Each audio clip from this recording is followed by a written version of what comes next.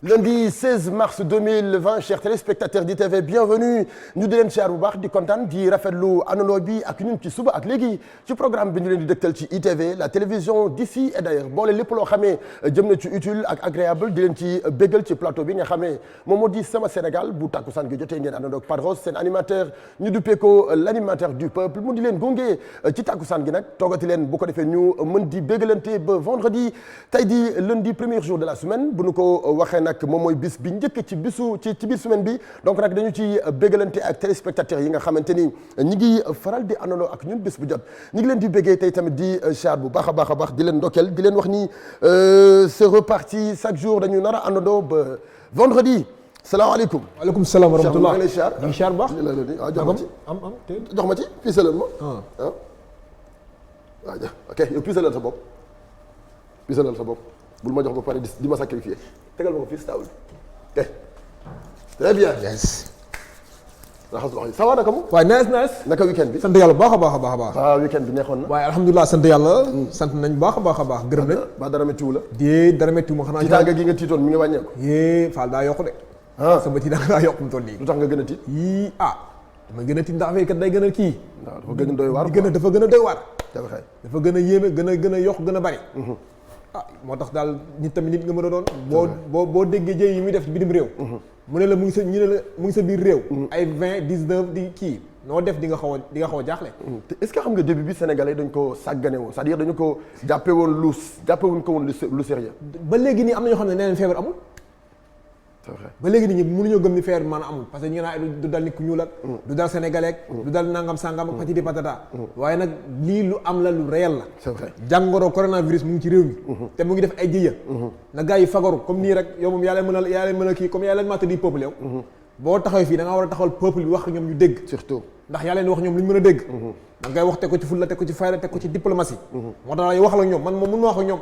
wax la ñoom rek parce que man te ma wax yaakaar ne kii daa bëri mbala wala day foo. dañ ne dafa sérieux. c'est vrai il a raison affaire bi lu sérieux la donc feebar bii di coronavirus jamono ji mi ngi bëgg a lëmbi Sénégal boo xoolee région yu bare ñu ngi ci bëgg a jot donc nag ñi ngi leen di gindiwaat bu baax yéen askanu Sénégal ngeen jël seen ay mesures yu bari pour mën a mucc ci feebar bi nga xamee moom moo di coronavirus ca bitim réew boo demee Italie mi ngi faat ay bakkan yu bare ci ay bés donc nag ñu bare ñu ko fay ëpp di ko fa am foofu la ca Italie ca Amérique ak ca Angleterre ak ca foofu nga xamee moom moo di Espagne voilà mi ngi wër àddina bi donc nag dugg si na Sénégal donc dañu leen di gindiwaat bu baax a baax ngeen di jël seen ay mesures yu am solo lii rek ci la bokk donc lii day tax c'est-à-dire nga mën a mucc ci feebar bi neewul ñu doo ko am de mais di nga mucc bu baax a baax parce que lépp luy microbe bu mu fekk sa loxo automatiquement da koy dindi donc yéen ñi nga xamante ni yéen a tàmm di joxe loxo arrêté leen ko yéen ñi nga xam ne yéen a tàmm di foo ci ay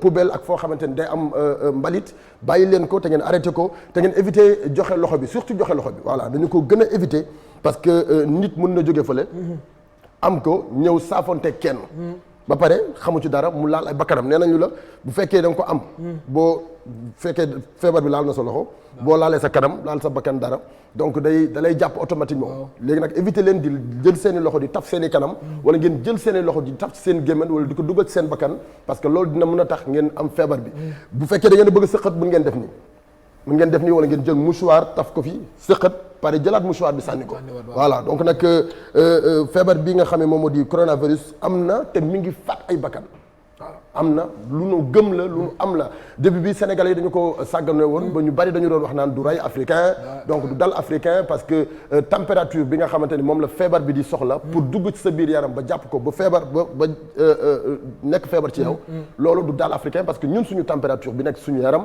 li muy def degré beeg yooyu machin bu leen gëm yooyu ay degré bi nangam sangam la te ñun ay 35 la feebar bi 35 degré lay jël ak yi yooyu bu leen ko bàyyi xel donc nag gëm leen ni feebar bi am na ngeen moytu bu baax a baax moytu nag lii ci la bokk fagaru daal moo gën faju fagaru moo gën faju surtout léegi-léeg ba ma ñëw sa di ñëw fii car rapide ma duggoon bi chauffeur bi ne ma dañoo war a bàyyi ñi jàngi parce que xam nga parce que feebar bu la war a dal dalay dal pourquoi ma ne ñu ko jàngi fagaru ma ne ko fagaru gën faj ma ne ko yaa ngi nii dawal sa oto yow pourquoi braqué yow dal ci camion bi. man Macky Sall dama koy féliciter da nga moytu Macky Sall. yes dama koy féliciter bu baax ci li mu def di ko wax ni ko yéex nga koo def. tigi son excellence lii yéex nga ko def ndorteel li bi ñu daan gëm nañ ko wala gëmuñu ko ba ay dëkk yoo xamante ni ñoo mën Sénégal ñoo raw Sénégal ñoo ëpp doole Sénégal tëj seen i frontières ñun ci la ñu waroon tëjee suñu ay frontières ci la ñu waroon arrêté lépp luy manifestation culturelle manifestation religieuse manifestation wala tamit rassemblement yi nga xamante ni ñu ngi koy def nanu ko arrêté surtout ñi nekk ci restaurant yi nañu arrêté di dem ci restaurant yi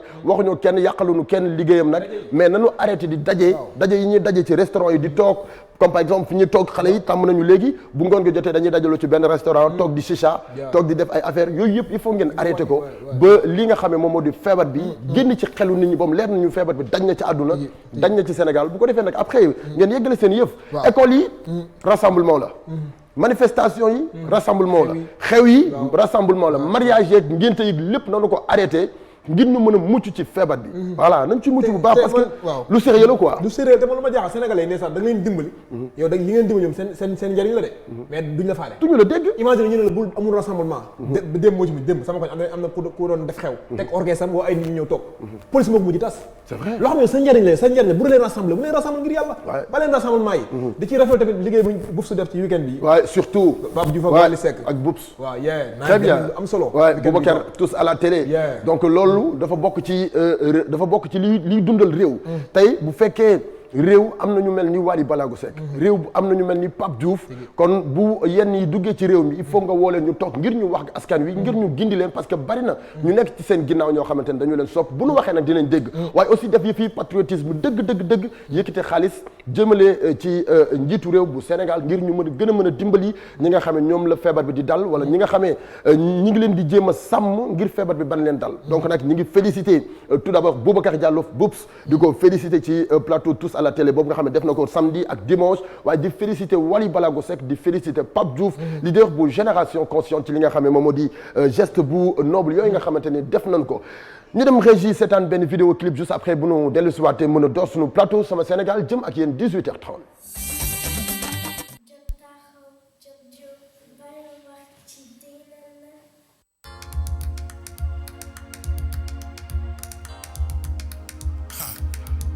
bu leen kenn forcé yaa sama état mooy suma gëm-gëm suma état mooy suma jom bu leen kenn forcé accuminato 2019 haalan maa ko tiiɗini mboɗo mi ara soynomi dow hollu maa to kettumi ngusen haala ɓeyden golle hewtoɗen no feewi mijam faye leyda maddori safare cellal ɓe ndewi foɗodirde en ha hande ɓe cerdi en oh no jejiti en pijiri en foti hande taxaw jóg bàyyi wax ji doy na nag jëm leen jóg taxaw jóg bàyyi wax ji doy na nag jëm leen jóg ñi ngi naan kii moo baax kon kii moo bon ñi ngi naan kii moo bon kon kii moo baax ñi ngi naan kii moo baax kon kii moo bon ñi ngi naan kii moo bon kon kii moo baax li ma gëmule yenn politique yi naxay waxi naxa saxa laa gëmule yenn rappeurs yi seen carrière artistique a saxe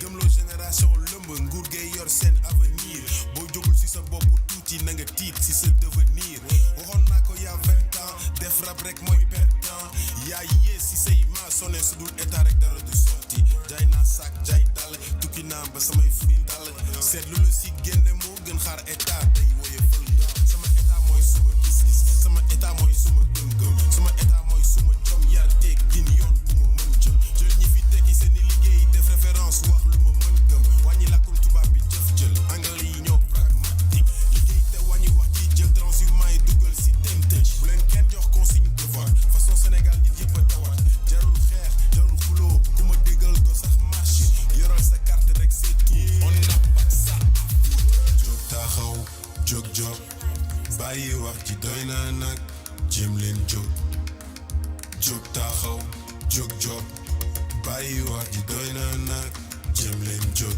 ñi ngi naan kii moo baax kon kii moo bon ñi ngi naan kii moo bon kon kii moo baax ñi ngi naan kii moo baax kon kii moo bon ñi ngi naan kii moo bon kon kii moo baax jóg taxaw jóg bàyyi wax ji doy na nag jéem leen jóg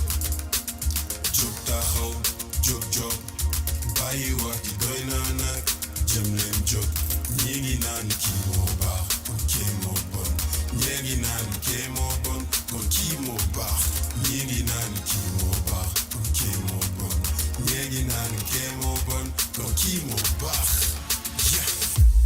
17h14 moom mooy doge jot kooku mooy Fata El Presidente di sama état morceau boobu nag ñu ngi ciy bégal waa Saint-Louis du Sénégal parce que kooku doomi Ndar la jamono ji nag mi ngi Sénégal di leen wax ni dinañ ko dalal ci plateau sama Sénégal ma nga woon ca bitim réew di doxal la musique sénégalaise mais ñëw na Sénégal donc dinañ ko dalal ci plateau bi ci nu mu gën a gaawee laata muy dellu foofu la ca bitim réew Modou yegg si na ci plateau sama Sénégal sama lii daal laa yore fu ma jëm dama ko yóbbaale am. ku ñëw nga defal ko. am su mbedd bi sax dama koy doxantoo. am na solo. yaa ngi ci jàmm maa ngi ci yaa ngi jàmm taxal sama plateau bi. table dafa war a diw. dafa war a diw. si lépp ñëpp war a kii laal lii parce que daf ci war a kii. bàyyi ko noonu bu ko laal def non daf ci war a kii. très bien. waa Sénégal. tey moom. maa ngi barki Serigne Touba Mbacké.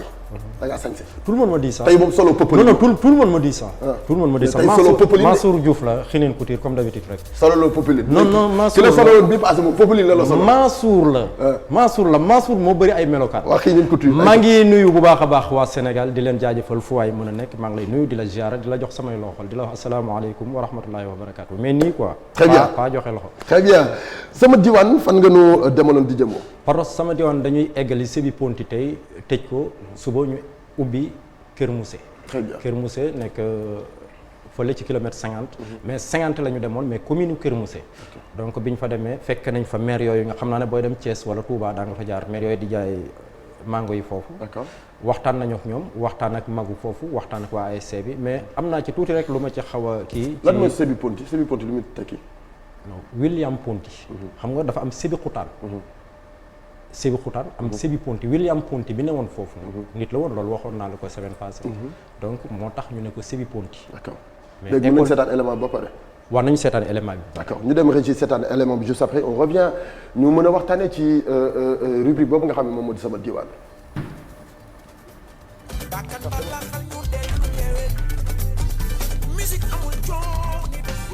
aja donc sama diwaan ci biir sama Sénégal mbokku téléspectateur u ITV amati nañu mbégte bu baax a baax ñëw seen rubrique sama diwaan fii ci diwaanu Sébi Xutaan Sébi Xutaan nekk dëkk boo xam ne dëkku cosaan la dëkku aada la dëkku cosaan la dëkk la boo xam ne tamit dëkku nit ku baax la donc maa ngi fii ci rond point bi nga xam ne moo séparé Mbour Sébi Ponti Diamniadio ak Sébi Xutaan mooy Sébi Coxo donc ñu ngi fii tey seen rubrique sama diwaan fas yéene dugg ci biir Sébi Ponti.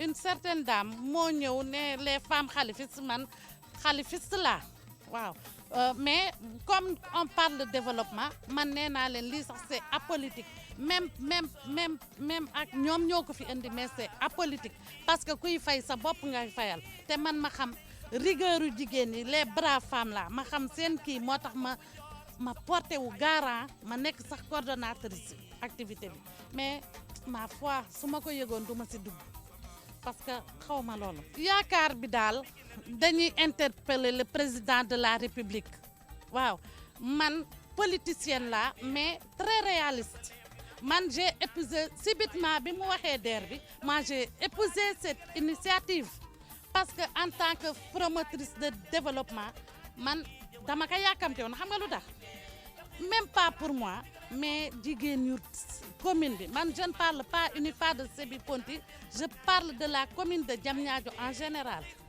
waaw je parle de la commune des 21 quartiers ak ay yeen ay Sébi parce que ñëpp benn la ñu bàyyi dama koy interpeller ñu bàyyi seen esprit partisan yooyu ñuy def ci financement yi loolu baaxul au contraire dafay delloo économie jigéen ginnaaw nañu ñëw de manière large ñu ratisser large man loolu laa gis pour buñ bëggee Sénégal soxali ki du ay wax ay am nañ ay 40% éducation may leen ma wax ci syndicaliste yi itam dama leen di ñaan ñoom daa waxoon naa ko sama vidéo bee passé ñoom noonu rek la ñuy def dañuy nekk fi nekk seen droit la mais dañuy jékki-jékki rek nga dégg rek ñu ne Marème Faye Sall oote na wala keneen oote na kenn loolu baax na gis nga dëkk il faut ñuy waxtaan il faut qu'il y ait un dialogue loolu d'accord nañ ci mais dialogue yoo xam ne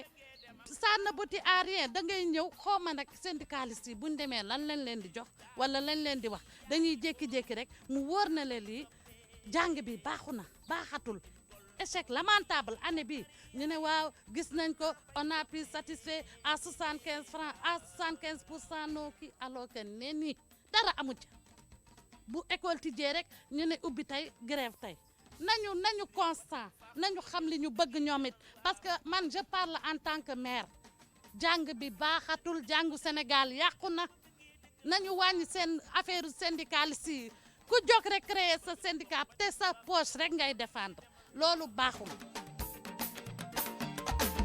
fii ba Medina asalem am naa fay soppee fii ba Gueule Tapée jàpp Sacré-Cœur. Alors là, moi qui suis né ici à Ponty, qui a grandi sous les manguiers de des élèves de Ponty, je vais dire que ce sont nos dirigeants. Parce que l'école Boumel non, et quand même nos dirigeants devaient être en mesure de pouvoir en faire autrement que de mettre ça en ruine. Puis bonne idée maintenant, c'est une prison. Il fut des temps, on a voulu faire d'ici, je ne sais pas, où on pouvait garder les lépreux. Les politiciens ñoom ñoo ko xaw a dindi donc heureusement que loolu amu fi léegi lu fi des il y a rien du tout il y a que de la prison. Heureusement que maintenant il y a l'élève des écoles pénitentiaires qui est venu s'installer. Ils ont déjà commencé à voler des ailes, ils ont pris un espace et je pense que c'est bon. Ils vont finalement s'installer définitivement. Ça peut apporter quelque chose à Ponty. Mais Ponty devait pouvoir être présenté mieux que ça pour une si grande école, je ne dis même pas du Sénégal, mais de l'Afrique. Où sont ces Africains? Ils sont où? On va revenir sur Thomas Sankara, que vous entendez tout le monde à la radio. Comment devait faire l'Afrique? Ben, c'est Ponty. Parce que tous ces gens, tous ces grands messieurs, en majorité, sont sortis de cette école. À Ponty, au début, non. Parce que Ponty, les bâtiments, et que nous avons un peu une vision sur le campement des militaires, tu vois nettement que c'était un campement militaire. Avant que nous jouions Gorée Diffignon, il y avait des militaires qui étaient là, qui occupaient ces bâtiments. Donc nous aussi, nous occupons. C'est comme ça que ça s'est passé. Le Yagal, je ne sais pas quelle date pour être un camp militaire, mais je sais que l'école était à Gorée et a quitté Gorée en 1937.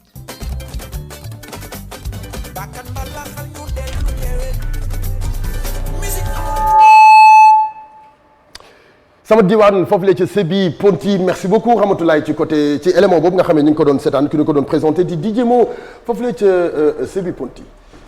Padros foofu la Sébi Ponty loolu mooy li fa xew tey mooy dernier élément bi ñu fa jëlee gis nga góor gi lu mu wax William Ponty avant muy dem Ponty mu ngi nekkoon Gorée nekk na dëkku xam-xam tamit dëkk bi góor googu nga gis mu sol lu weex li moom mooy chef de quartier Sébi Ponty maamam moo fa dugaloon l'islam yàgg na trop. D'accord moo andi ay déen wax na dëkku Lebu yi cosaan chef de quartier bi moo nekk ci école bi paraît-il tax ku njëkk ki quoi ki sol lu weex li kii nii nag papam moo nekkoon ak tubaab yi fii góor gi sol laafa bi noonu papam moo nekkoon ak tubaab yi foofu donc foofu Sébi Ponty muy dëkku cosaan dëkk boo xam ne tamit juboo ngay gis ci biir ci diggante séeréer seen ay problème lan la bon seen problème mooy xam nga ñoom ay jaaykat la ñu woon ak i béykat donc bi nga xamante ne commencé nañu jaay suuf si ci côté aéroport bi ak autoroute à péage bi ñoom dañu ñàkk seen tool yi ñu doon béyee donc fi ñu nekkoon Diamniadio di fa jaayee dañu dem beneen côté oto yi dañuy jaay autoroute à péage bi léegi dafa rey mbéy mi foofu rey jaay bi foofu ba nga xam ne seen marchandise yi nga xam ne ay fruits la woon ak lujum oto yi jaaratuñ foofu doxatul donc jigéen yi nekk ñoo xam ne tamit sonn nañ trop waaye tamit paraît-il aussi tamit autoroute bi am na benn empêchement bu mu leen indil autoroute à péage bi donc oto yi dañuy jaar noonu teggi donc dañuy wàññi client waaw donc mënatuñ jaay ci kaw tali bi donc pourquoi donc yu bari waane rek ak dégg tubaab xam nga tamit dama xaw a jege ci kon da nga dégg tubaab waaw nekk nee naa làkk yi amee voilà bi des mooy kilomètre 50 dem nañ fa keroog fekk nañ fa ay mag ay mekk yoo xam ne tamit même problème bi waa Sébi Ponty am la ñu am donc autoroute à péage bi tamit dafa xaw a rey jaay bi foofu ñoom fruits yi lañ doon jaay ay béykat la ñu woon tamit mag ñi fa nekk tamit wax nañu ne suuf si fa nekk jaay nañu ko ñeneen dëkke fa donc loolu day andi beneen problème béykat bu amatul suuf su mu béyee te fekkul mu jàpp ci leneen rek dund bi commencé na jafe li ci des mooy ñi ci garage bi nga xam dañuy jaay foofu ci li ñu wax maire bi waroon nañ ko gis mais jotuñu gis ak maire bi mooy Momar Ciss en fait garage bi xaw na salte trop bon en fait ñoom nee na ñoo koy baleel seen bopp ci li ñu wax ñoom mais am na tuuti coow ci mbiru ñaari garage yi ñu fay def waaye du coow lu soxor la mais li ma ci jaaxal mooy problème bi ngeen doon wax sànq yaag Bokar dañ ko fa souligner ma laaj ko benn maire mais dama gis ne ñoom dafa mel ni gëmuñu jàngoro bi wala dañ ko xaw a soofantal tuuti comme ni ñu ko joxee importance bi joxuñu ko importance. est-ce que ñoom ñi ngi jot ci communication jàngoro bi. liñ ci loolu mooy problème bi moo tax may ñaan rek. na ci nit ñëpp a jàpp président ASC tamit. kon instant bi ñoom ñi ngi ñu seetaan depuis Sébi Ponti ñi ngi ñëwoon ci seen quartier donc pour xool seen ay problèmes yi nga xam ne yéen a ngi koy jànkonteel foofu la ca Sébi Ponti Modou nag nee na yéen ñëw nañu fa xool mais gëmu leen à 100% li nga xam ne moom moo di feebar bii ni coronavirus bi am na ci réew mi.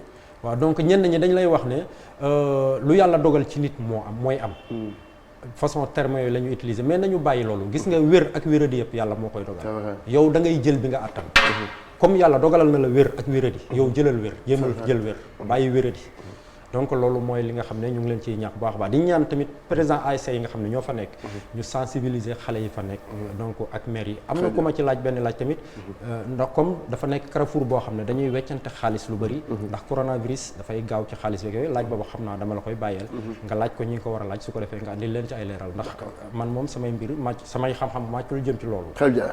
merci kontaan nañu bu ma jox loxo de kontaan na ba maa ngi nuyu waa Xinin di ziar bu baax a baax Mansour Diouf Xinin Couture maa ngi lay béggee bu baax a baax a baax a baax a baax donc moo jaar fii bu loolu ma non tout le monde me dit ça sañ nga bu ma ko wax merci beaucoup Mansour Diouf Xinin Couture ñu ngi koy béggee bu baax moo la habillé jaajëf jërëjëf Padros demain waaw inchallah merci bien kooku mooy DJ Mo moo nuy présenté rubrique sama diwaan bu nekk ci Sénégal dinañ fa ñëw yéen suñu téléspectateurs yi ngir wan leen exactement des fois lii sabab yenn tour yi nga xam ne dañu leen koy tuddee waaye tamit lii sabab exactement yenn yoo xamante ni mi ngi am ci biir quartier bi danañu dundee seen i tolof ak jafe-jafe yi nga xamante ni ma ngi fay am loolu yëpp dañ koy partagé ci sama diwaan tey am nañu invité bu spécial Tange Tandian waaw invité bu mag réew mi la ñu am réew mi ci àdduna sax lañu am waaw people wala nga ne people non Sénégal la ñu am ci lépp pas people kese mais Sénégal la ñu am waaw dans temps rek moom foofu fu ne la ne fu ne mu ngi fépp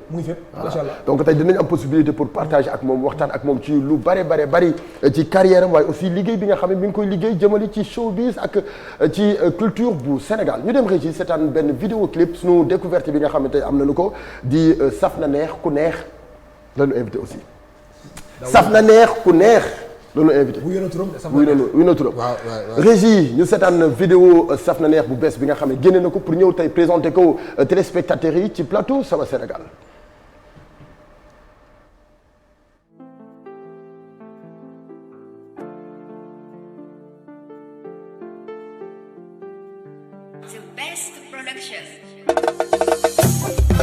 saf neex moom ñëw na indi lu bees a bees lalli ko bu laloon na nga lalli ndax man may chef daay wali doon waxal ba duma fi toj tey ma toj ni fii tey ma toj ba toj bu waru toj maa koy toj tey réeba bi yow boo koy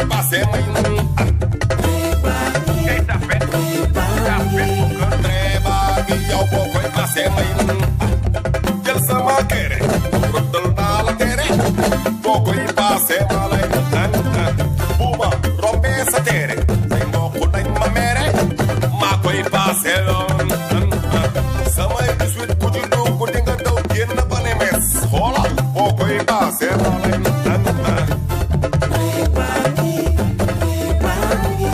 treba gi yow boo koy paase may sa neex ñëw na yëngal fii nekk ba tumba rumba umaro rumba lay saw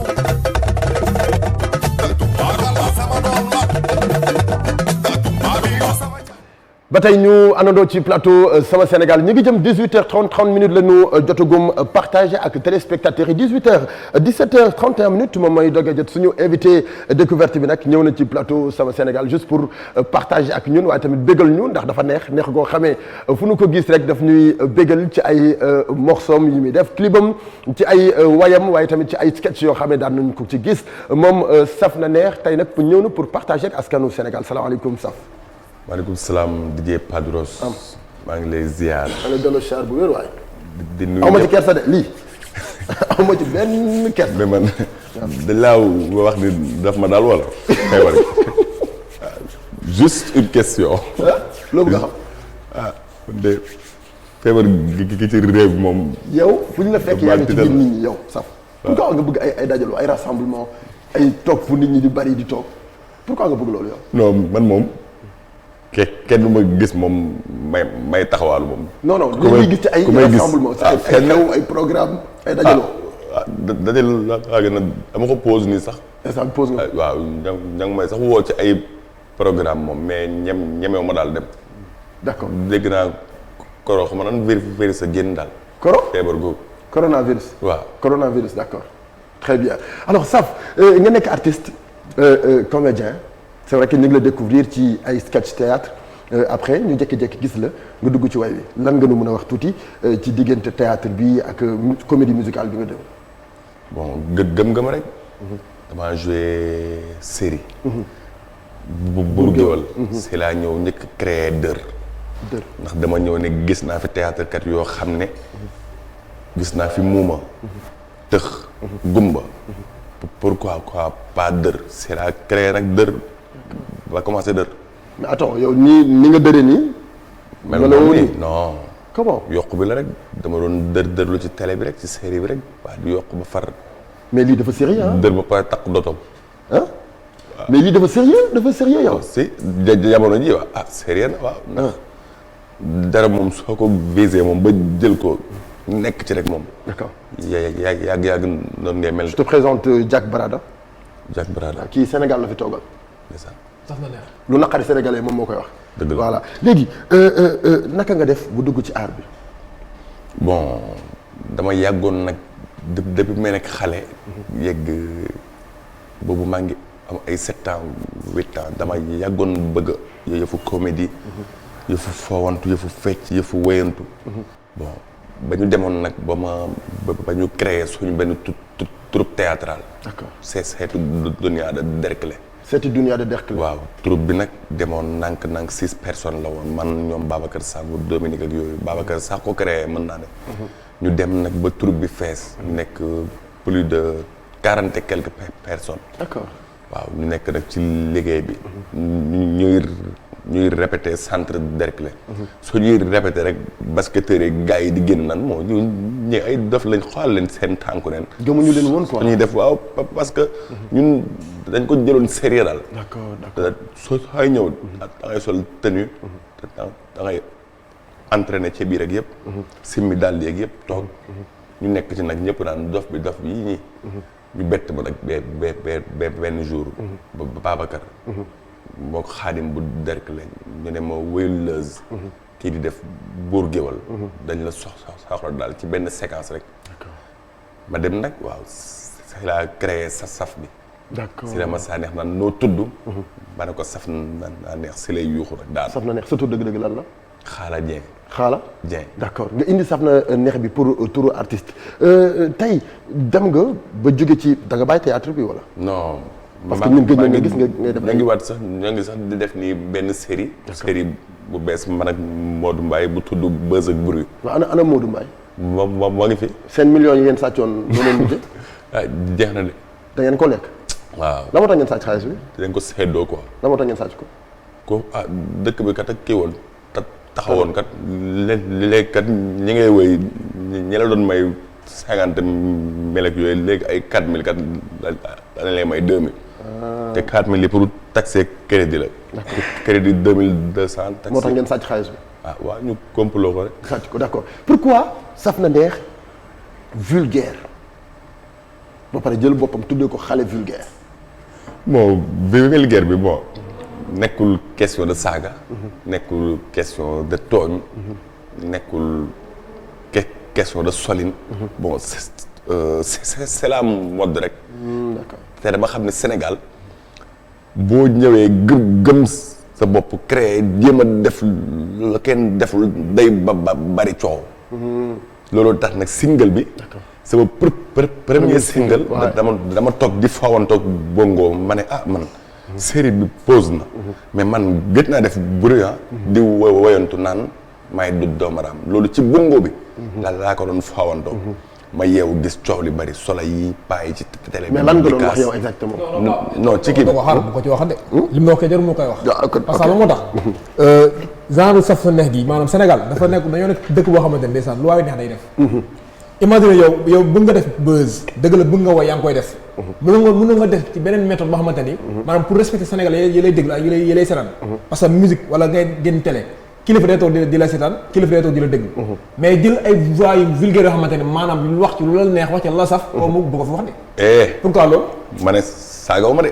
bi ma doon fawantu bongo bi laa saaga mais bi ma yëgee bi coow li bari na YouTube bi Instagram TFM 2S ak ITV ak ñëpp di kaas di wax coow li bari. si laa ne dama koy single ma xam ne ñëpp la ñuy xaar. vulgaire bee. mais single bi ku déglu son bi loolu dafoo nga xam ne doom bu réew laa woy son bi. pourquoi yow en tant qu'artiste nga naan yaay doom bu réew. non mais parce que doom bu réew non si ay gestes si comportement ci solin. d'accord loolu. mais danaa gën am na beneen son bu gën a vulgaire sa doom bu réew bi nag. bu gën a bon bu gën a ñaaw. bala mosal mu dugg waaw. non mais teg ko ci. mën na sa nekk bal penalty. bal yow nga teg dóor. bal bi dugg. saf rek di respecté Sénégalais non parce que lan man damaa tàmm souvent di def single di réeral gars yi di leen wax loo mais ku dégg. xam ne je suis très intelligent. d'accord ndax dama leen di réeral te musuma way ba saaga ma. d'accord très bien tey génne nga single bu bees nga du tubbee ko Tumba Rumba yow ba léegi yaa ngi ci ambiance yaa ngi ci ay folklore ak i yoo xam ne day bégal Sénégalais yi quoi. voilà Tumba Rumba. waaw Tumba Rumba moom. nooy lan. Tumba ñëpp xam ni moom benn instrument la benn sabar la daal. instrument la. xam nga dama toogoon fee ci The Best xam nga. gis waaw gis sabar bi ñaaw trop. ma ne waaye yéen façon sabar bu ngand bi ñu ne ma li mooy Tumba. xam nga. ma ree daal xam nga man moom.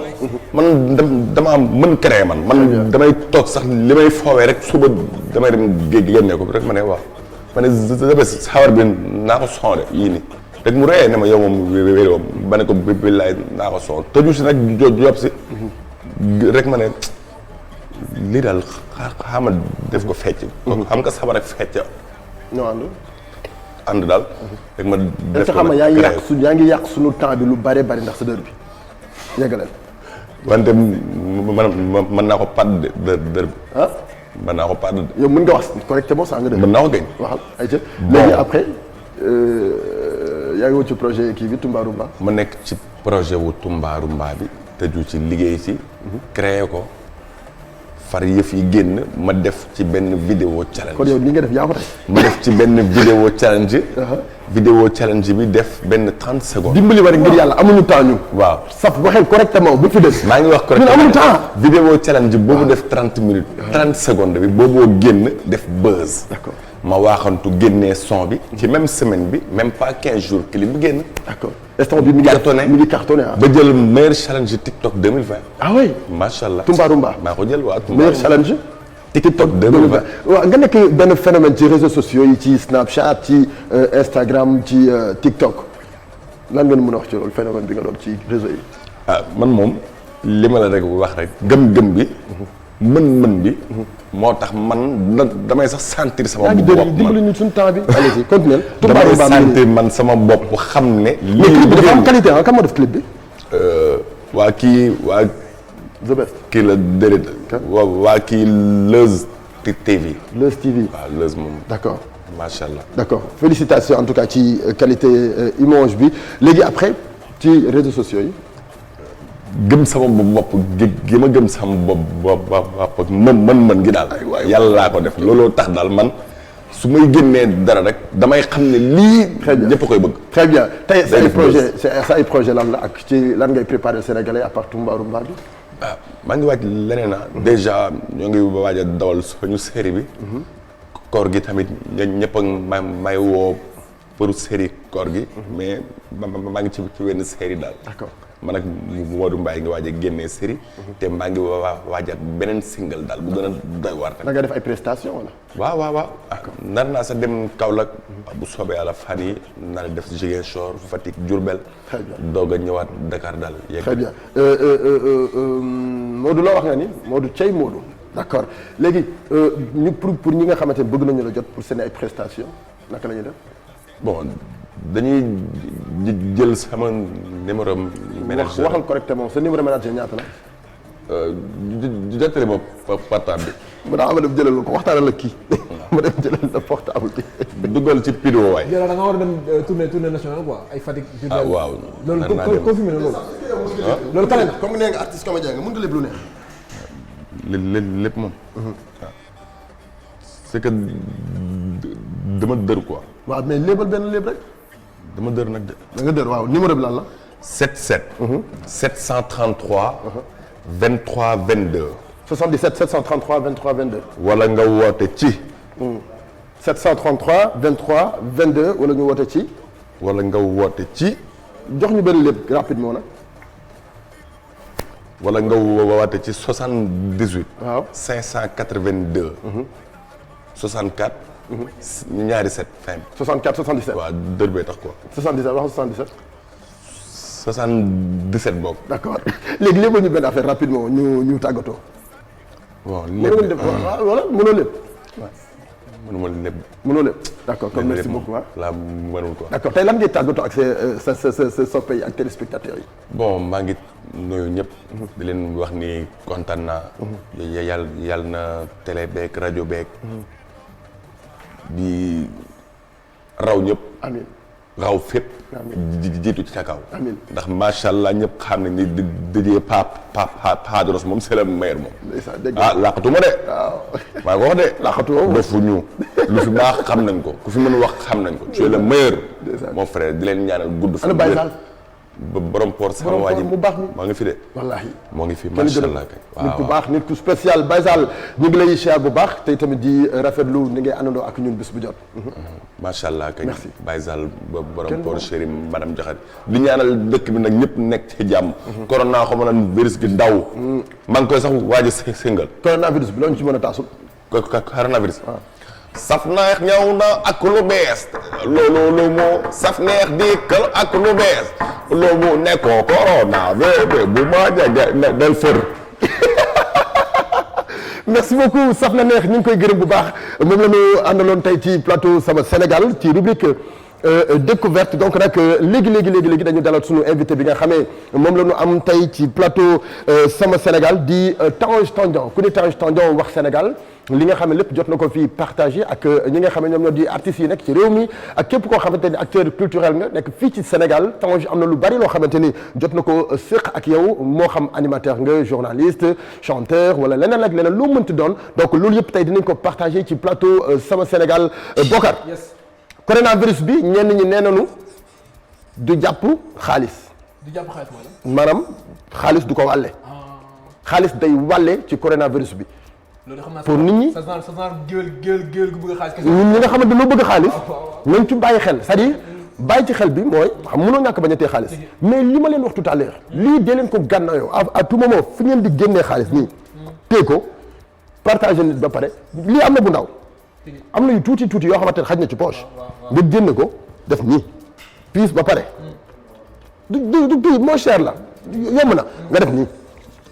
voilà donc jàpp leen ni coronavirus bi day wàlle ba ci xaalis donc nag yéen téléspectateurs yi yéen sénégalais yi bàyyi leen ci xel suñu invité day ñëw léegi-léegi ci plateau Sama Sénégal di Tange Tandian te nag moom la ñu am plateau bi dina neex parce que nit koo xamante ni nit ku baax la benn waaye tamit dafa mën li muy def xam li muy def depuis yàgg na mi ngi séddoo ak Sénégal depuis yàgg na mi ngi partage ak Sénégal lépp lu jëm ci côté communication lépp lu jëm ci côté tamit béggalante parce que nit la koo xamante ni day béggalanteeg askan wi taalibe Serigne Saliou la moo tax ñu naw ko bu baax a baax dañu koy bàyyi mu nuyonteeg téléspectateurs yi moom Tange Tandian bu ko defee ñu mën a wëyal ci waxtaan wi salaamaaleykum Tange.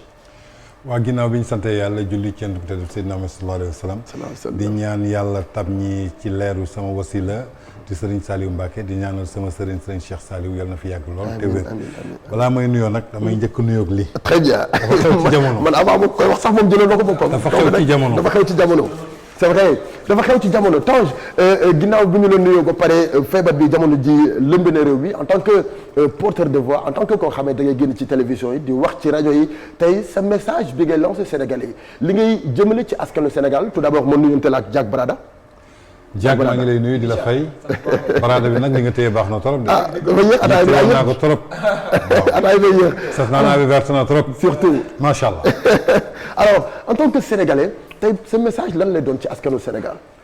waaw tout d'abord Padros dama lay nuyu. di saluer sa professionnalisme. di saluer sa engagement. di saluer sa dévouement. merci beaucoup. di saluer aussi l'initiative de cette télévision qui s'appelle ITV. à travers Boubacar Diallo. quelqu'un que j'ai toujours considéré comme une référence dans ma vie. parce que tey su ma ñemee def communication. wala ñemee xuus ba dugg ci ba sore. ginnaaw yàlla Boubacar Diallo la. am na lu mu ci def. ndaxte la première fois marketing laa doon def communication. j'étais en train de présenter des produits. j'ai rencontré benn pas. pompier la ñu dajee. jamonoy pompier moomoon. d'accord. bi ma présenté pare mu ne ma tu rates ta vocation va faire la politique ou bien va faire la rajo. c'est vrai. si la ñëw ne man dinaa la booleeg benn waay xam nga Boubacar Diallo ma ne ko dama koy dégg. mu yëkkati numéro téléphone am jox ma ko. mais yàlla dogal ni sama dugg ci biir jaarul ci loxoom. mais ci moom la jaar donc dañuy saluer initiative bi en tant que jeune. tey nag li xew ci Sénégal yaakaar ne adduna bi laay wax. ñëpp xam nañ ko. muy coronavirus. ñu dippee que Covid-19.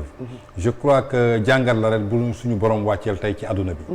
ndaxte balaa bu nekk wàcc na fi musiba bu nekk wàcc na fi. mais bu mel ni coronavirus musu fi wàcc. c'est vrai. sida bi muy wàcc moo gënoon garaaw. mais tiitewu ñu ci woon nii amoon nañ ay mesures de précaution. surtout mais cette fois-ci coronavirus dafa wàcc pour man yàlla moo indiwaat boppam. ba pare pour nit ñi dellu si waat seen xel ci moom.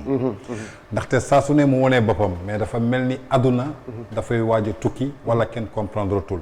parce que kenn xamatul ku nekk du n'importe quoi ñu ngi koy def. soo xoolee weer yi ñu génn. waxtaanee wu ñu fi dara lu jëmale nit ñi ci yàlla. ñi ngi waxtaanee ak nit ñi ci loo xamante ne mi ngi yàq réew mi. mi ngi pervertir. surtout avec l'intégration de l'internet qui vient d'arriver au XXIe siècle muy la digitalisation. avec les réseaux sociaux. lépp ngay dégg borom ñaari tur yi soo xoolee débat yu bari yu amoon Sénégal au lieu ñu wax ci diine ji wax ci jàngale bi wax ci culture wax ci valeurs yi wax ci morale bi. mais affaire homosexualité la ñuy wax affaire lesbienne la ñuy wax affaire diw rey na diw affaire poste kii sacrifié na fii. yàlla tiim ñi te bàyyi ñu ñuy eggale lépp mu xamal nit ñi que moom rek mën moom rek am ay mbiram. mu jël mbiram sotti ko en moins 2 mois. partout à travers le monde ba tey économie boo dem ci àdduna bi tëj na. donc du ñu def dara lu dul delloowaat xel yi ci suñu borom ndaxte ci moom la ñu jógee woon. lépp lu ñu def mu egg moom la neex. lépp lu ñu def eggul ci moom la neex. tey nag wanaan nañu boppam. nañu teel a repentir comme ni ko xalif général des Mourides waxee tey sëñ Mountakha na ñëpp delluwaat ci yàlla repentir képp koo xamante ni yaa ngi doon def naka su dul noonu. nga repentir jéggulu sa borom delluwaat. ubbiwaat xol yi yaatal ko am solidarité xam ne ñun ñëpp yàlla moo ñu wàccee si suuf. donc muy musiba di balaa boo xamante ni li ko olof Njaay di waxee fagaru moo gën faju prévenir vaut mieux que guérir. lépp loo xamante ni nee nañu soo ko moytoo feebar bi du la laal nañ ko teel a commencé donc loolu laa amul li may wax ci feebar bi. très bien message bi am na solo donc nag dañu koy rafetlu bu baax moom bu génnee ci télévision yi bu génnee ci rajo yi wax plus souvent day gindi askanu Sénégal plus souvent da leen di dimbali ci lu bare loo xamante ne xamuñu ko loo xamante ne des fois yëguñu ko moom mii da ko yëg ñëw alerte ko askanu Sénégal donc nag c'est pour cela que tey balaa ñu dee dugg ci suñu waxtaan ngir waxtaan ak moom il faut que ñu dëkk ci actualité bi nga xamante ne lëmb na réew mi di coronavirus di ko remercier ci message bi donc tey Tange boo doon présenté wu lan nga nu mën a présenter sa bopp parce que tey ci li ñu lay gis dafay bari gis nañu la ci lu bari branche yi dafa bari du ci côté communication kese donc bari na loo xamante ne tey yaa ngi ci liggéey Sénégal ñu ci bari xamuñu waaye ñenn ñi xam nañu boo ñu doon présenter sa bopp tey lan nga ñuy wax man am na lu bari lu ma ci xam mais je veux juste nga wax nu exactement. Bon, en fait, pour présenter Tange Tandian, je crois que yomb na. Je crois que tey Sénégal tey on est 16 millions d'habitants. ku ci xamul Tange Tandian dégg nga Tange Tandian. Tange c'est un jeune Sénégalais self-made man. su ma nee self-made man ginnaaw yàlla ak yonent bi ak samay ñaanu waajur à l'âge de 13 ans la indépendant ba tey jii ma taxaw nit musul yëkkati dërëm ne ma am lii def ko ci sa lii. Voilà donc mu doon benn jeune sénégalais di taalibe Serigne Saliou Mbacké yaakaar ko àdduna yaakaar ko àllaaxira am nag branche muy suivre mu doon marketing communication. marketing communication bi yóbbu ko ci volet culturel mu doon tey benn acteur culturel boo xamante ni moo tax ñi may gis ci lu bare. mais nag teewut dañu ne jàng du wees. ba ma defee loolu ba ci biir damay dem aussi di tukki. samay tukki tamit defuma ko pour dem di photo wu Champs-Élysées wala dem di photo wu Tour Eiffel wala di dem Arc de Triomphe di fa photo wu. juste damay gëstu ci xam-xam. damay xooli ji ñoo xamante ni am nañu xam-xam boo xamante ni amaguma ko ma dem jàngi ji ko su ma jàngee ba am si tuuti xam-xam notion bi ma dellu si waat sama réew muy Sénégal parce que je suis un patriote sénégalais lépp lu ma am ci àdduna Sénégal moo ma ko may donc c'est le pays que j'aime c'est le pays que j'adore ma indiwaat ko bokk kook sénégalais yi mooy li ñuy wax souvent rek j'attends pas que mon pays me donne quelque chose mais je vais essayer de faire quelque chose pour mon pays donc ci loolu laay yëngu muy communication marketing acteur culturel. acteur culturel tey gis nañu la ci ay branches yu bari c'est vrai que nekkul ci côté communication bi kese gis nañu la ci côté Sénéra yaa ngi ci biir waaye aussi tamit ci côté Omart yaa ngi ci biir ci côté site internet ak réseaux sociaux gis nañ liggéey bi nga ci liggéey ci côté communication artistes yi aussi tamit ci côté marketing am na loo ci def bu nu doon wax liggéey yooyu yëpp nga boole en résumé loo ñu ciy wax. bon en fait mooy comme ni nga ko waxee rek parce que tey communication yaakaar naa ni moo ëmb lépp suñu xasee ba ne communication rek maanaam mooy ëmb na lépp donc tey su ma nekkee ci communication ndaxte man bi may jàng série B laa def bac B laa am bi ma fa paree ma dem FASEC économie laa waroon def bi may def économie ma dem ba benn instant ma ne non toog université di jàng dafa yàgg te man tant je suis pas fait pour toog ci bureau di liggéeyal nit mooy fay weer donc man foog ma xooli leneen lu gën a gaaw par la suite laa dem inscrire ay cours de comptabilité Conforgep génne avec mon DEP diplôme élémentaire comptable bi ma ci pare après ma ne non léegi damay dem defi ji marketing parce que pour mën a marketing c'est l'action du marché maanaam soo déggee c'est un mot anglais il y a le mot market et ting donc l'action du marché donc ci biir marketing boobu ma amaale ci beneen volet muy communication ci volet communication bi ba ma ciy yëngu yàlla dogal ma commencé tàmbali rajo en 2003 en passant par Dunia FM à Thiès ma jógee fa dem Walfadjri Thiès après jógee fa dem Sud FM Thiès mais yàgguma Sud FM un mois laa fa def. jamono loolu Kolda la woon ci études yi wala Podor. non c'est-à-dire que Dakar laa juddoo. d'accord Dakar laa juddoo bi ma juddoo Dakar ba pare mais sama maam bu jigéen moo nekkoon Podor. comme sama papa dafa bëggoon maamam torop léegi bi ma juddoo mu jël ma jox ma sama maam yar ma nekk foofu laa defee sama cycle primaire maanaam élémentaire te du Podor kese parce que sama rakku papa aussi c'était un instituteur donc fépp fu ñu ko affecté woon daf ma fay yóbbu parce que sama entrée en sixième maa ngi ko amee ci Loñ donc dem naa Agnam Siwol fii Farba Ngom dëkk fa laa defee sama CE2 dem naa Ali Wuri dem naa Oré Fondé di ko topp ba ma am entrée en sixième ma continuer Podor CM El Hadj Baba Ndiong fa laa nekk ba may def quatrième si laa ñëw fii sama kër papa ak sama yaay amee sama BFM lycée CM Ibrahima Thiaw bi nekk Parcelles Assainies unité 8 bi ma fa jógee dem Limamoulaye fa laa amee suma baccalauréat donc loolu parcours la woon rek donc volet communication boobu nag après si laa ñëw commencé def rajo dem au niveau de Thiès bi ma demee Thiès jógee fa après ñëw fii en 2007 ñëw Océan FM man ak Mamadou Ndoye Bane ci point boobu ñu bari xamuñu ni Tange dafa def rajo ak télévision parce que tey ñu bari dañu leen doon gis ci dañu lay gis ci réseaux sociaux yi ñu jekki-jekki di la gis ci télévision ngay présenté te xamuñu ni am na benn formation boo ci def voilà donc bi ma ñëwee 2007 Océan FM man ak Mamadou Ndoye Bane ñi fay def benn émission bu tudd Safli Mafli donc biñ koy def parfois ñi créé ay thèmes de la semaine soo xoolee tey thème de la semaine yooyu moo jur ay xalaas moo jur ay tës donc noonu lañ ko doon defee léegi entre temps tamit man ma créé woon beneen rubrique. boo xamante ne li nga wax ni c'était en quelle année. c'était en 2007. 2007 waaw léegi après loolu may créé aussi beneen émission benn rubrique boo xamante ni découverte la tuddoon découverte si laa njëkk a dem jël DJ bu Boubacar Diallo. pour expliquer animateur naka la war téye micro naka la war a toogee. nekk na bu njëkk gars yi dañuy ñëw téye micro di wax. alors que dafa am benn façon style boo xamante ne soo toogee télévision noonu ngay téye micro. di ci def ay rubrique def ko ay invités yu bare gem ci invité ci ay ñoom Kers Thiam ñoom Mati Trois Pommes. benn jour Mame Less Camara woo ma ci bureau mu ne ma bon je t'écoute pas parce que c'est une émission 22h30 la jëm ay 3h du matin. mais il y a des gens qui m'interpellent ñu ne ma tu es très bien. li ma lay conseiller demal nga defi ay cours journalisme.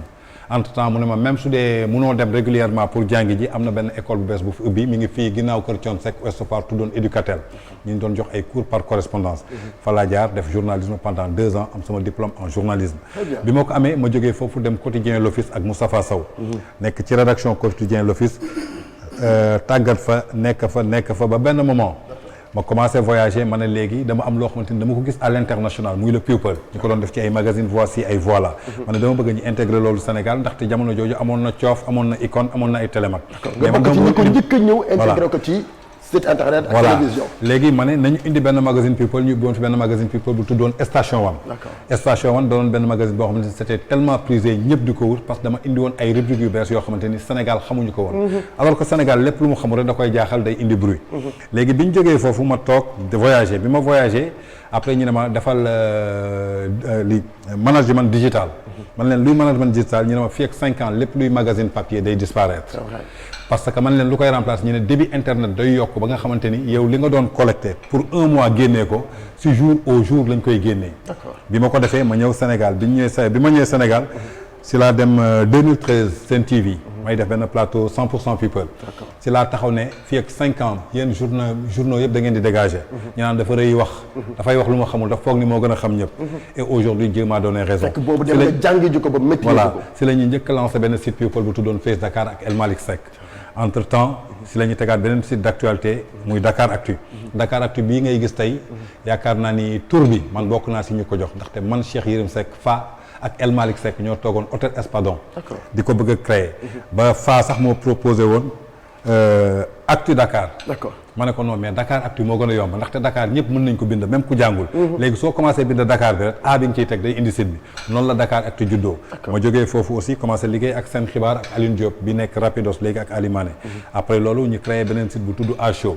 léegi entre temps en 2012 nag man ak sama benn frère bu nekk États-Unis maintenant mu Gomis que je salue au passage. parce que bi muy jógee Gossas ngalam la nekkoon di photo. boobu man aussi bon comme genre paparazzi laa woon. damay sol sama costume ñëw dugg ci boîte yi. kenn du xam li ma yor. léegi nag su ma xëyee di joxe information yi moom mu nekkoon photographe foofu. mais chaque jour su ma gisee daf may photo su xëyee ñëw sotti photo yi di ma ko jaay ba benn jour mu doublé photo yi ma ne ko bul ma photo ti. après mu ne ma non grand man dama jógee Gossas ñëw di liggéey kët ma ne ko looy liggéey mu ne ma photographe ma ne ko suba nga ñëw bureau. ma présenté ko suñuy directeur comme Babacar Ba tey bi nekk Grand Théâtre yor fa communication moo nekkoon photographe station One. te comme dafa amoon jabar ay génn guddi yooyu du ko woon mën lu bëre. ma ne nañ jël benn jeune boo xam célibataire la. si la ñuy jël Gomis ñu ànd ak moom station One di liggéey. mais jamono Gomis moo doon def photo yi. voilà mais jamono ju ñuy liggéey bari dañ doon yaakaar ni yow yaay dem da nga nekkoon benn paparazzi comme ni nga ko waxee. non man benn genre paparazzi la woon dama ko doon indiqué dañu amoon benn complicité mag moom. tey man dinaa gis loo xamante ni gisu ko mais man par signe laa koy joxe par code mais Gomis moo doon photo yëpp. voilà lépp Gomis moo ko doon photo mais il était très discret. moo taxoon mënoo gis li muy photo. Gomis mooy photo mais yow yaay partagé. non ça veut dire que moom mooy photo su paree ñu indi photo yi léegi ñun ñu sélectionné ñun ñu bind suñuy information mooy jamonoy Face Dakar. travail d'équipe la woon quoi. travail d'équipe la woon. parce que y avait El Malick Seck ñun on se réunissait dans un hôtel de la place. mais yow lañ ciy gënoon kii parce que yaa nekkoon au devant. waaw mais xam nga yàlla mooy dogal ni que génération bu nekk dafa am ku ciy am tour. jamono jooju man lañ ci gënoon ràññee parce que déjà Tange Tandian tour bu raar la. déjà soo ma xoolee tey ak samay ñaar bu baax a baax. incha allah bismillah d'accord. tey soo ma xoolee ak samay ñaar su ma duggee fenn dañ may remarqué.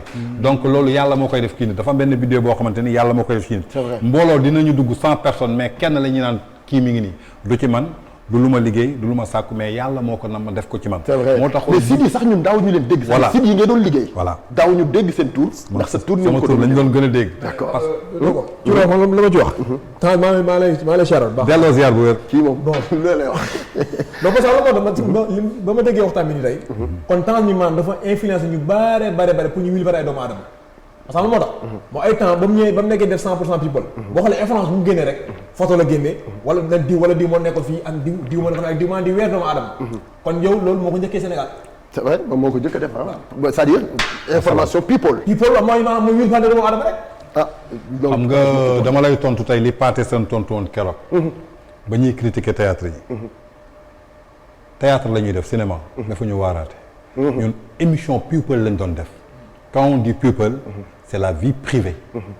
des stars et des célébrités. tey soo nekkee star nekk célébrité moomatoo sa vie. ndaxte am na ku lay seetaan ci télé bi da lay roy. donc influence ko ci ay doomu jaamur. sa caractère dafa war a yiw. li nga war a wone dafa war a yiw. tey Padros mënul nekk ci télévision bi. ay nit toog seen kër. di rêver nekk Padros dem liggéey animation. lu mu liggéey yàlla moo ko def ci moom. kon Padros dafa war a am comportement boo xamante ni. si mbedd bi ak ci biti dafa war a yiw. surtout jamono jooju yéen da ngeen ko jàppee vilipendé ñun vilipendé wu ñu woon. xam nga léegi-léegi yéen a ngi ne coronavirus fagaru moo gën faju. dañ doon fagaruloo nit ñi. parce qu'il y avait des dérives qui se passaient. c'est vrai te bañ ci pare yàlla jox nañu raison. ndax jox nañu raison. gis nañ fi drogue bi nu mu meloon gis nañ fi prostitution bi nu mu meloon gis nañ fi appartement yi nu mu meloon ci célébrité yi ba tey jii cas bi ngeen gis nii muy affaire le cas de Diop Isaac Dieyna am na xale bu jigéen bu am 16 ans bañ doon alerté su doon ñu ngi doon alerté ba tey jii loolu yëpp du am ndaxte yaakaar naa ni yow doo am sa doom bu jigéen bu am 16 ans góor ñëw ne la dama koy jàppale ci ay études am dimbale ko ci daraam ba pare jëlal ko appartement moom mu dëkk fa moom kese nga bàyyi ko te surveillé woo ko faute d'irresponsabilité mi ngi foofu donc ñun on éveillait le sens de la population dañ doon éveiller société bi parce que ñun lañ doon def 100% people tey les radios font plus pire soo dégloo tës nga déglu lu gën a pire déglu ma rek jëkkër ak jabar dañuy jote seen biir kër comme on dit le linge sale se lave en famille nga gis ko dem ci rajo xaw yi suturaam tey nga envoyé sa xarit audio ngeen xuloo suba mu génneew y a plus pire ñun dañ leen doon éveiller ñun lu ñu doon wax diw moo def lii diw moo def lii parce que c'était des jeunes mannequins nekkoon ci boîte yi di naan sàngara di tux cigarette kooku amul kenn ku koy encouragé tey Mame Matar Gueye ngi nii Jamra lépp lu mu gis lu daganu da koy teg déglu ma rek ma pare non da nga ne dama doon weer góor jigéen ñi bañ koy wax jamono jooju bañ ci noppee tey mu ngi lëmb dëkk bi te mun leen ci dara phénomène bi mu ngi leen di rey donc sénégalais moo xamul li mu bëgg da nga koy wax lii mu ne la bàyyil lii pourtant 2013 lañ ko def xam nga 100% people ñaata mois la durée. duré wul 1 an. ah oui. le 13 mars la commencé. arrêté le 29 décembre. d'accord 8 mois mu doon émission boo xamante ni c'était une émission phare. ñëpp ko doon xaar adduna yëpp ko doon xaar waxuma Sénégal adduna yëpp ko doon xaar. et pourtant bañ ko arrêté chaque fois ma dox ci mbedd bi nit intercepté lu tax nga bàyyi li nga doon def. ay kilifa lu tax nga bàyyi li nga doon def. biñ koy def nit ñi réglé woon nañ. man toog naag ay kilifa mu ne ma sama président nee na ma jarul ma leen di surveiller Tange mi ngi fi. kon su demee ba ngay def benn dara ba nga xamante ni sa président réew. mi ngi ciy bàyyi xel donc c'était quelque chose de positif. mais est-ce que loolu tamit des fois du période bi nga koy def du doon période boo xamante heurté Sénégalais parce que lu nu xamul la. waaw mais mooy li ma la wax léegi. Sénégalais lépp lu mu xamul. amul temps pour réfléchir pour xalaat ni que lii lan la da koy critiquer. su demee ba xam ko nag mu accepté ko. moo tax ma ne ñi bañoon démb nangu nañu tey. donc Tange li mu doon def su baaxul woon. kenn du ko def tey te tey soo xoolee site internet yëpp. ko ci jóg ubbi ko. combien de jeunes que j'ai influencé tey ñu ubbi ay site internet. c'est vrai. donc li ma doon def su doon mbalit la kenn du ko def. kenn du toppandoo mbalit kenn du toppandoo lu baaxul. yow fi nga toog nii doo gis lu bon nga koy toppandoo. surtout donc da nga gisoon ni que lii am na avantage am na lu muy def te tey mi ngi jëriñ nit ñi. c'est ça qui est important le message qu'on véhiculait c'est pas Tange. le truc que je faisais veste la woon bi may sol. su ma paree émission summi naa ko. donc c'était pour montrer aux gens la voie. et aujourd'hui dañu réeroon war nañ leen voie bi. en plus on aidait des artistes. à faire leur communication. ndax fi communication toll woon la. combien de stars on a créé aujourd'hui ñun. tey ñaata star ngay dégg tey ci dëkk bi ci télévision yi ñi leen di wax. su amul woon jour boobu du ñu am. yenn stars yi bari nga créé moom ci ay kii la jaaree ci maanaam ci lu ñaaw la jaaree. maanaam man lu ma stars yi nga gis yu fël yu bëree bari. maa ngi na fii mu ngi ci appartement di moog sangam boîte sangam lañ ko wane mu sol lu sexy ñu photo ko. loolu daay dégg stars yi. yow loolu nga gis. waaw man. xooluma ban contexte la ñuy nekk ak ban contexte la ñu nekkul. mais ñooñu ñu créé tey ñooy seen contenu ñoo leen di dundal yéen télévision yi. c'est vrai ndaxte fu ngeen jaaxee ngeen invité leen woo leen teg leen ci plateau yi. donc vous participez à ce débat. très bien oui ou non. très bien tey am na loo liggéey ci site internet am na loo liggéey ci réseaux sociaux loo xamante ni tey la gën a am impact en tant que digital man tey. naka nga gisee réseaux sociaux yi ak site internet yi doy na waar jaxasoo na dem na ba léegi dafa commencer dominer télévision yi ci ay publication yi ñuy def parce que télévision loolu waru ko def mais site internet moo ko war a def mais dem na léegi ba léegi dafa commencer relaté wu ci télévision yi. xam nga Padros da nga laal point bu sensible. keroog rek maa ngi ciy intervenir ci Zik FM avec Cheikh Sarr. très bien. parce que dafa am 3 domaines. dafa am internet. site internet. muy site d'information générale. loolu journalisme la. da ngay jàng éthique ak déontologie da ngay jàng métier bi. rédaction lay am directeur de publication am rédacteur en chef am rédaction. très bien nga xamante ni dañu am éthique ak déontologie ñu war a joxe information. tey soo xoolee site yu mel noonu am nañ fi. lu mel ni Seneweb ci la bokk. lu mel ni E-Media point sn ci la bokk parce que Alassane Samba Diop fu mu nekk. Mamadou Ibra Kane fu mu nekk c'est quelque chose de sérieux. lu mel ni Leeral ci la bokk. lu mel ni IGFM ci la bokk. lu mel ni VIP People ci la bokk. lu mel ni VIP Info ci la bokk. lu mel ni Sénégo et cetera. mais dafa am ñoo xamante ni réseaux sociaux lañu. réseaux sociaux soo ko déggee mooy Facebook. Instagram. WhatsApp, Twitter, Snapchat, loolu réseaux sociaux la. c'est indépendant et libre et ouvert. parce que bu njëkk web point 0 lañ nekkoon. léegi ñu ngi web 2.0. yow am nga sañ-sañu kiy bind information bi am nga sañ-sañu joxe information. ki lay lire am na sañ-sañu commenter xalaatam li ko neex. c'est un droit. d'accord moo tax commentaire libre. man am naa sañ-sañu tey publier ni que Padros mii kat. mi ngi jógee na ITV. mi ngi TFM man am naa sañ-sañ boobu publier ki may lire am na sañ-sañ ne ma Tange li nga wax du dëgg yaa ngi comprendre moo tax commentaire am réseaux sociaux Facebook ku mu neex mën nga indi sa Facebook loo ci publier yow la engagé wul kenn du information ku ko gëm yaa gëm li la neex. mais site internet yi dem nañ ko commencé jaawale. waaw mais site internet lu mu publier responsabilité rédacteur en chef bi la responsable directeur de publication bi la parce que da nga informer adduna tey communication tey la wax site internet en 30 secondes mën na indi guerre mondiale. c'est vrai 30 secondes léegi mën nga publier benn information en 30 secondes mu indi guerre mondiale. loolu site internet la. réseaux sociaux yi nag mooy Snap tey ku mu neex dugg biir këram jël statut Snap wax li ko neex génne ko. moom la engagé. bu ñu jëlee information foofu loolu du information. valable dëgguwul ba ca topp mooy phénomène bu bees bi am mooy compte YouTube.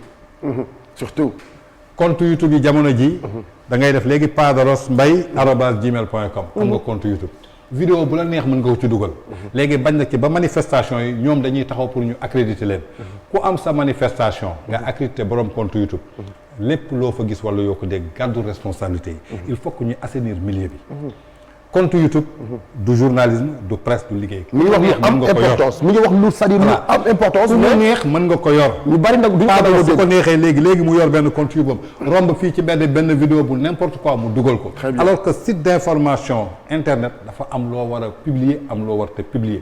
loolu dañ la koy jàngal muy éthique ak déontologie. d'accord est-ce que du compte YouTube chaîne YouTube yooyu noonu ñoo influencé site d'information yi nga xam ne ñoom ñoo war a dugal actualité bi nga xam ne moom moo tegu ci yoon c'est-à-dire par exemple. da ngay gis ko yor chaîne YouTube am dugal benn vidéo boo xamante ni ñëpp koy soxla mais vidéo bi amul benn importance gis nañu ne nag am na ay vues yu bari gis nañu ne am na succès site internet dem xool lu mel pour am ay plus de vues pour am succès comme ni compte YouTube bi amee gi est-ce que loolu c'est normal. c'est pas normal. d'accord la responsabilité à nous ñun ñu yor site internet yi. parce que ñun ñoo bàyyi ña ca bokkul joox ñu. ubbi seen ay site internet amuñu contenu amuñu journalisme fayuñu kenn léegi ku yor compte YouTube am lu bon lu mu dugal ñi jël ko dugal ko ci site internet donc benn part de responsabilité ñun la te keroog lancé naa alerte au ministre de la communication mooy suñu ministre de tutelle à Bamba Kassé le secrétaire général du SYNPICS il faut que ñu réunir sélectionné ko ndaxte tey ñoom site pour nga ubbi site internet foog nga dem archive nationale da nga war a am numéro ISN tey soo doon compter site yu fi am numéro ISN matuñu 30 xamuñu ko sax parce que da nga war dem ñi am numéro ISN yow sa tour say adresse sa de ce fait que soo bind leen ni diffamation ñi am adresse bu ñu la jëlijee tey dañ lay dugalal dara ngay naan kuy moom site bi doo ci gis numéro téléphone doo xam adresse du am dara te site internet bu valable dafa war a am loolu yëpp tey ñoom ñoo bàyyi seen liggéey dem fële beneen bi ci topp mooy population sénégalaise pauvreté bi moo leen yóbbu amatuñu jot réfléchir wala déglu contenu bu baax lu vulgaire la ñuy wax récemment maa ngi fi déggoon benn cas ay audio ñaari mannequin yu doon vilipendante kii takk na kii dégluwuma ko mais dama xëy 24 heures ci salon yi ci bus yi ci arrêt car yi bureau yi ñu war a liggéey sax loolu lañ doon commenter alors que amaluñu benn njëriñ tey TikTok da ngay xool mënoon nañ ci jàng mënoon nañ ci def lu bëri sensibilisation corona bi mënoon nañ ko jaar ci TikTok mais ay affaires yu vulgaire nga ciy gis ay góor yuy musóoru ay yuy maquillage yuy def on perd beaucoup de temps avec ces réseaux sociaux. Mais loolu lu ko indi tey c'est la pauvreté. parce que dëkk su amul liggéey nit ñi xiif nit ñi sonn da ngay xool lu lay divertir tey soo gisee agression yi ak ray yi di bare parce que pauvreté moo ko indi. moo tax ñooñu léegi ils préfèrent xool loo xamante ne dafa leen di reetaan loo. du ñu toog foofu di xalaat. est-ce que amuñu beneen solution bu dul boobu. mais am nañu solution. par exemple la solution tey soo demee Chine. Facebook du fa dox. moo tax ñu nekk léegi ñu nekk première puissance mondiale. WhatsApp du fa dox. c'est vrai parce que da lay tardel. tey état bi war na am ay moyens yoo xamante ni tey renseignements généraux Sénégal. bokk na ci les plus puissants et les meilleurs renseignements généraux. tey am nañu ay logiciels yoo xamante ni bés bu ñu ko tegee dañuy filtrer sites yoo xamante ni baaxul yëpp dootuñu émettre fii. xëy na lenn la nag parce que tey site aussi tey pour nga am ko c'est très facile. parce que serveur ngay dem héberger wu. te ñiy héberger site yëpp je crois yu baax yëpp nekkuñu Sénégal. Europe la nekk. donc état bi na wuti ji benn serveur boo xamante ni lépp loo xamante ni site la ci Sénégal Sénégal lañ koy héberger. su ko defee dinañ ko mën a contrôler. tey soo xoolee le cas de Kocc Barma. lu koy indi. c'est vrai. pourquoi benn nekk fi ñu ne mënuñu ko identifier. mën nañ ko identifier mën nañ ko localiser. d'accord mais tey moom su demee héberger wu ko GoDaddy bi nekk Canada. lu ci Sénégal moom dara. d'accord la ca des daal moo ñu xoolaat suñuy bopp. d'accord xoolaat suñuy jikko xam ne Sénégal la ñu juddoo. juddoo ñu Ghana juddoo ñu Nigéria. juddoo ñu France. lii mooy suñu culture. lii mooy suñu valeur lii la ñu yoon may lii la ñu diina may lii la ñu àq ak yelleef may. que ce soit musulman que ce soit catholique. donc loolu foog ñu veiller ko te ñu ñoo war a éduquer suñu bopp. parents yi tamit daw nañu seen responsabilité. il y a beaucoup de parents qui n'éduquent plus. tey dérive yi ngay gis yëpp ça veut dire que c'est la faute aux parents. ça c'est vrai ginnaaw bu ñu jógee foofu dañuy waxtaan ci côté artiste li nga xam ne jot nga ko partage ak artistes yi nekk Sénégal ci côté communication jot nga liggéey ak artistes yu bari bu ñu nañu Youssou Ndour ba ci kaw ba ci suuf ñi nga xam ne ñëpp ñu ngi fii ci sa génération ak beneen génération sa diggante ak ñoom ba liggéey boobu yëpp am professionnellement lan moo ko indi. waaw juste professionnalisme. d'accord. parce que tey yaakaar naa ni j'ai commencé à travailler avec presque soo doon lim artistes du Sénégal yi. mën naa ne 95% yëpp liggéey naa ak ñoom. c'est vrai. la ko dalee ci Youssou Ndour ba ci kër gën a suufee. mais juste professionnalisme lay liggéey. soo déggee professionnalisme maanaam communication dafa am yoon. yan support nga am yoo xamante ne tey ñoom wër nañu am ci yow confiance en tant que professionnel jël la nga nekk ci seen wet. non ça veut dire que du support. expérience la ak expertise. da nga koy jàngi. d'accord. expérience ak expertise da nga koy jàngi. parce que tey soo xoolee man les plus grands sommets de la musique du monde yëpp taxaw naa fa. j'étais à Hip Hop New York en 2015. et j'étais le seul journaliste africain présent parmi 3000 promoteurs et producteurs. ah oui. Ouais. 3000 promoteurs et producteurs qui sont réunis à New York. J'étais le seul africain. waxuma la Sénégalais le seul journaliste africain à se présenter. ah oui. maanaam foofu ay promoteurs ñooy daje. ay producteurs. ñoo xamante ni dañu jógee partout à travers le monde. yow soo ñëwee ci biir. tu as des artistes je viens du Sénégal. donc moi je vends l'image du Sénégal. damay jël artistes yoo xamante ne maa ngi nekk ak moom ma def seen ay EPK. seen biographie seen CD léegi dem ci stand yi di la proposer xamoo tey Wally Seck. wala xamoo Momo Dieng. ma ne la kii mooy Momo Dieng kan mooy Momo Dieng ma jox la biographie bi dem génne la ay vidéo defal la benn EPK jox la. nga xool léegi nga commencé intéressé wu mais ñoom aussi suñuy xool stage yi la ñuy xool. parfois dañ lay rectifier. dañ lay naan waa artiste bi baax na il chante très bien mais kii orchestre am dafa bare y a 20 personnes y a 30 personnes ñun soxlawuñu loolu orchestre nii la war a ou bien kii danseurs yi dañuy perturber man yooyu yëpp dama koy jàng ci ñoom. moo tax su ma dellu soité pour yor benn artiste wala liggéey ak moom. damay xool échec yooyu ma koy jéem a dindi. donc je crois que expertise la communication. CEDAR Canada. présente naa fa Wamex dem naa fa.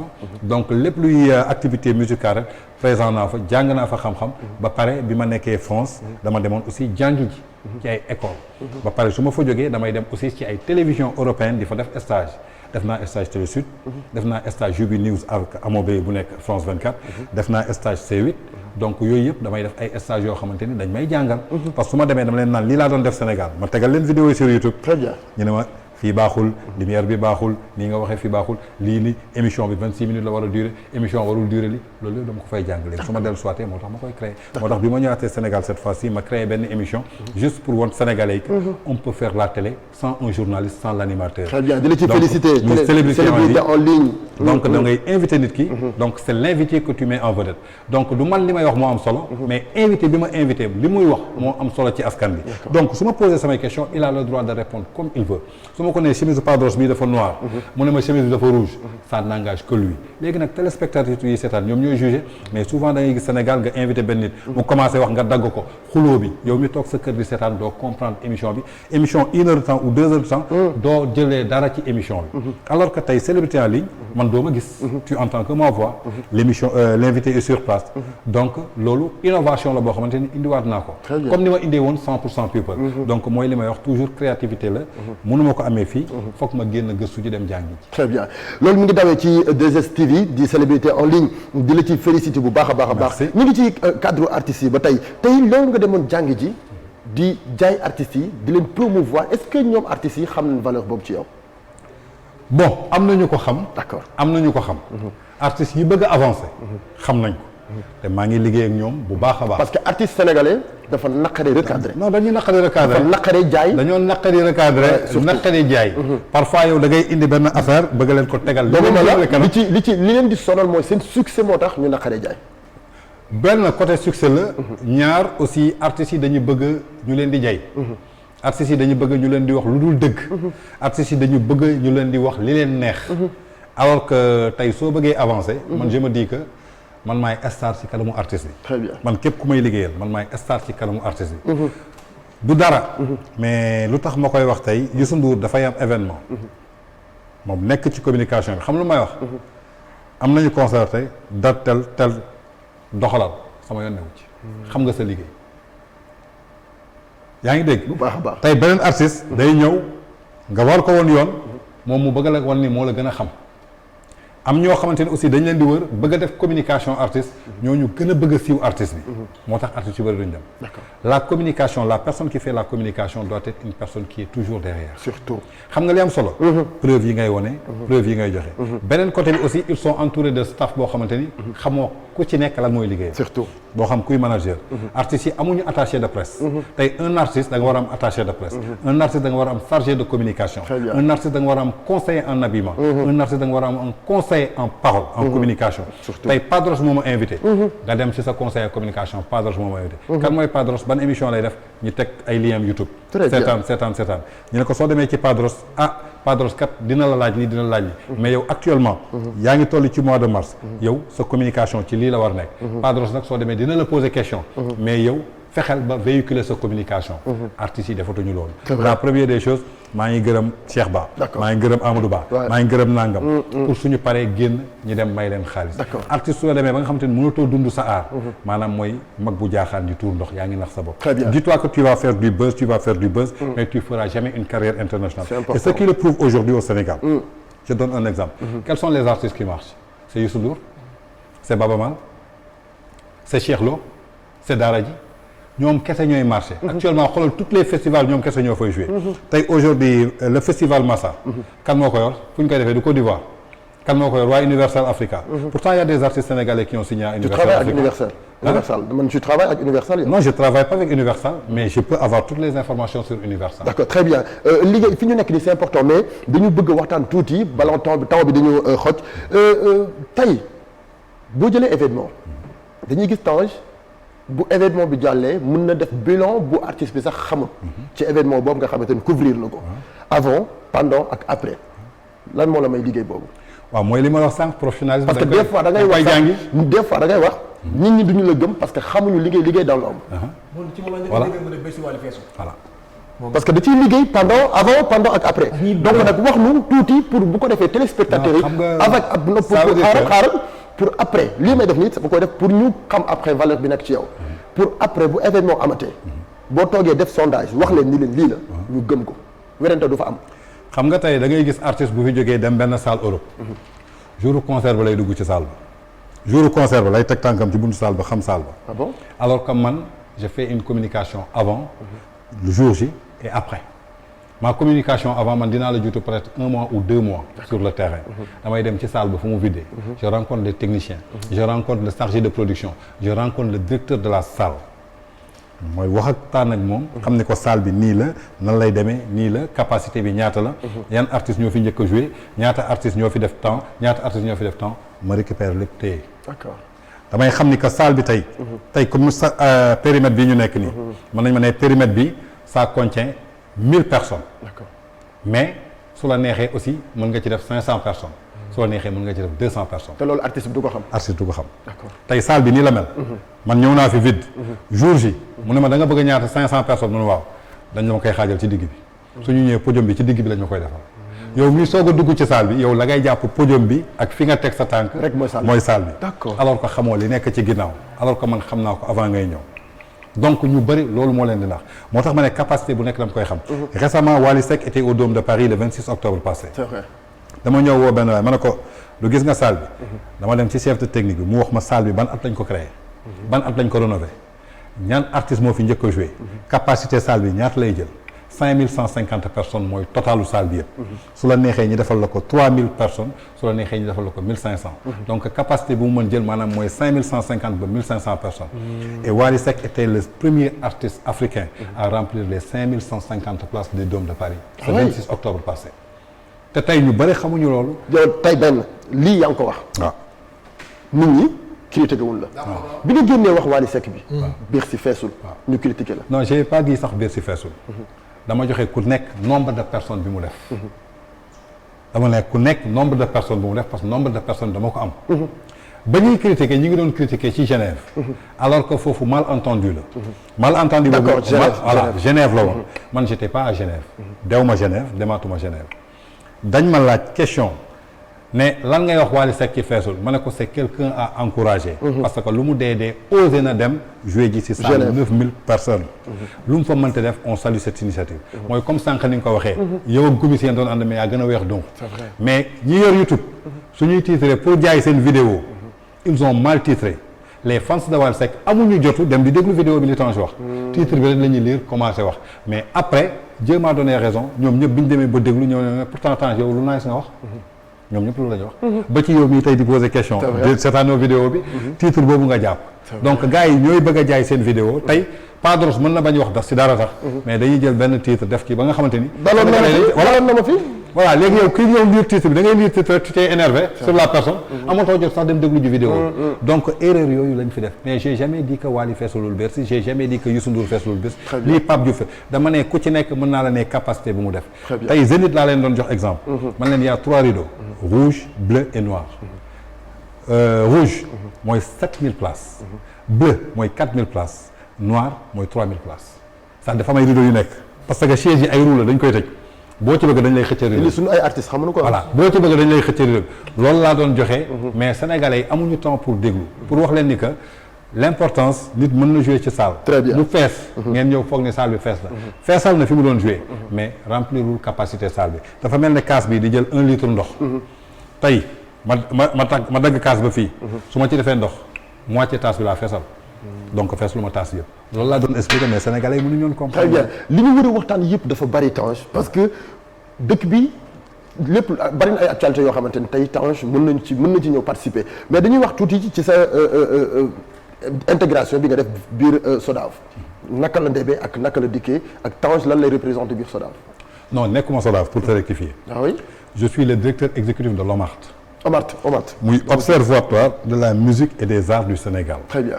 maanaam lépp luy acteur culturel ci Sénégal man maay directeur exécutif OMART. OMART syndicat la boo xamante ni day revendiquer les droits de nos acteurs culturels. d'accord maanaam ñun tey benn ONG la ñu yor. organisation non profit gouvernementale. ñun dañuy xool ci côté musique bi lan moo ci doxut. ñu kaas ko ministère de la culture ba mu tegu ci yoon. ci côté théâtre bi ñu kaas ko comme série bi fi doon daw temps yële. ñu jóg ñu ne dañ koy censurer. ñun ñu taxaw ñu ne kenn du fi censurer œuvre culturelle boo xamante ni c'est des jeunes créateurs qui l'ont créé. D'accord. Parce que le cinéma libre pensée la. Chacun est libre de penser comme il veut. tey mënuñu accepter. ñuy importer des produits à l'extérieur qui sont plus dangereux et qui plus pires. tey ñun suñuy jeunes yi dem bay développer cinéma ñu ne dañ koy censurer. D'accord. ñun loolu la ñu taxaw di xeex ñun OMART loolu la ñu yor. tey li ma ko may peut-être sama engagement ci culture bi. parce que je crois que 17 ans def naa ko tey ci métier bi. 17 ans maa ngi œuvrer dans la culture. dans l'art et dans la communication. donc lu bare xam naa ko ci. tey mën naa la ne point bi. donc ñun ay syndicalistes lañu pour les acteurs culturels loolu mooy OMART. d'accord naka nga gisee la musique sénégalaise mi ngi avancé wala déet. bon la musique sénégalaise disons que fi mu waroon demu fa. man je dis que fi mu waroon eggu fa. parce que tey su ñu nee la musique sénégalaise. tey man dama jàpp ni on a les meilleurs musiciens. du monde on a de talentueux artistes. on a des gens tellement professionnels. mais lan moo manqué encadrement on n'a pas d'encadrement moom laa doon expliquer sànq. tey festivalu Massa bi am Côte d'Ivoire. tey kii dirigé Universal Africa doon ivoirien. tey ay artistes sénégalais taxaw ne dañoo signé Universal. tey ku ci mel ni ay ñoom Tarba Mbaye ak ñeneen. pourquoi festival Massa am te gisoo ci benn artiste sénégalais.